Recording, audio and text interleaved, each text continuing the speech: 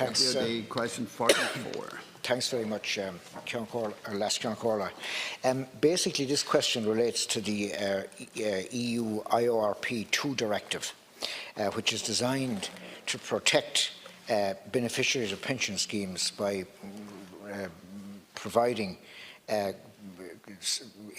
better qualifications for trustees, and also directing how the money is to be invested, controlling how the money is to be invested.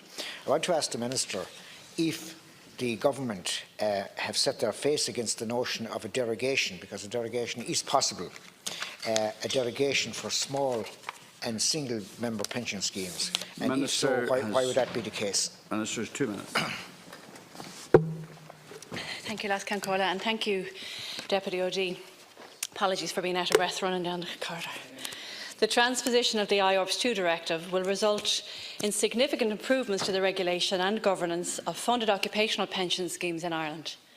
While the directive provides for the possibility of a derogation from specific articles for smaller schemes, I believe that members of smaller schemes should get exactly the same protections and oversight as members of larger schemes.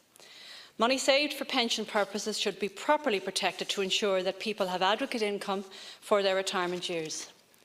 The value of investments held in many schemes fell substantially during our financial crisis, and this highlighted to me the need for stricter regulations and greater protections, especially for smaller schemes investing in riskier, unregulated markets. It's been suggested that single-person pension schemes should be exempted from the application of IORP2 rules on the basis that the scheme members are competent in the management of their own affairs and that the governance requirements are unduly onerous.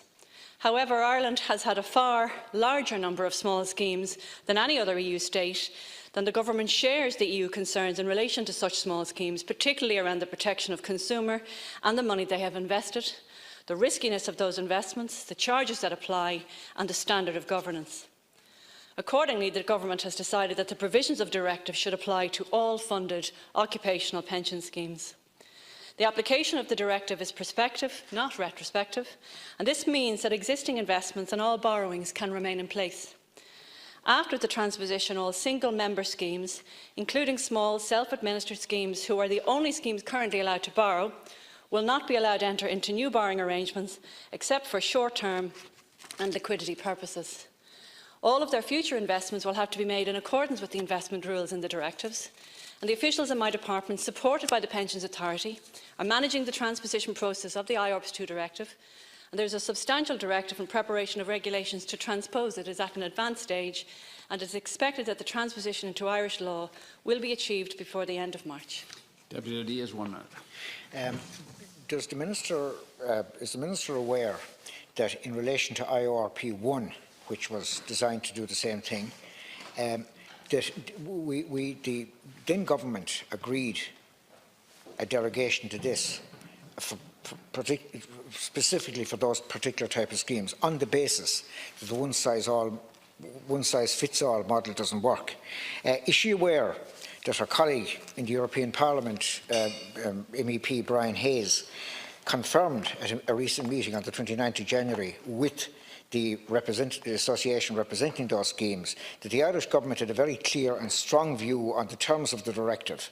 They must have maximum flexibility in how they manage schemes so as to be able to make special provision for one-member arrangements.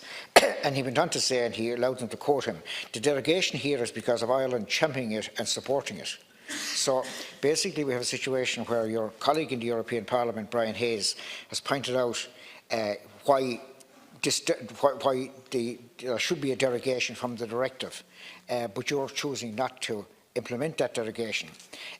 You mentioned there that people must be protected, etc., from mismanagement of their funds, but are you aware that in the case of these one-member pension schemes, the actual pensioners themselves make the decisions?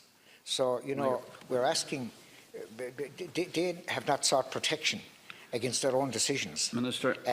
And is the Minister aware that the approach the government is taking here completely eliminates freedom of choice and will have an impact, including an impact in investment in the housing area, where some of these schemes are the main investors in houses, in the building of houses, which the government has committed to provide? Minister. To answer a number of your questions directly, Deputy OD, I am aware that the then Minister Seamus Brennan did give a derogation. I don't agree with your description of what that derogation achieved, because, as I've said to you, during our financial crisis there was many large investments and indeed smaller investment pensions that suffered majorly because of the financial disaster that we had for a number of years, but also because of the lack of regulation and governance. And we're going to ensure that the new governance measures will relate to everybody equally. And with respect to MEP Brian Hayes, he's entitled to his opinion. But as long as I'm sitting in this desk, I'll make the decisions on the basis of the best evidence and advice that's given to me, and that's what I've done in this case. Deputy OD. Got the best advice.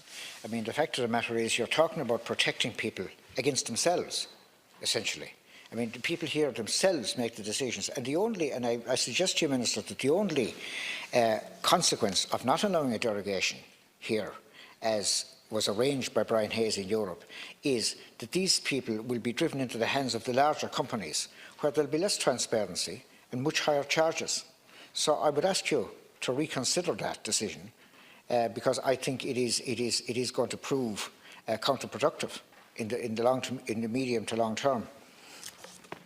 Minister's final response. Again, all I can say to you respectfully, Deputy, is that I note your comments, but the decision has already been made and we're well advanced in our work to transpose this directive, and we'll have it done by the end of March.